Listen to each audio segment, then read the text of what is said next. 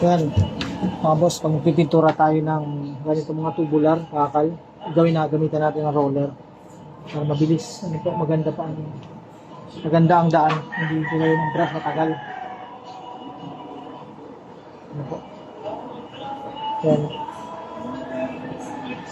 Ganda. Ito mga boss, yan ha, papakita ko sa inyo. Kanina ko lang ito sinimula, wala pang isang oras pa lang yata. Yan. Yan. Ganda pa. Yan. Okay, kaya ganyan lang po mga boss. Ayan o. Konti na lang titira. Ito na lang. Tatapos na tayo. Okay? Sige po mga boss, shout out po sa inyo lahat. Ano po? Extra muna tayo dito habang wala pa tayong malaki-laking project. Ayan. Wala pa tayong malaking project. Dito muna tayo, extra muna tayo mga boss. Kaya lang puro pintura ang kamay ni Boss Ray.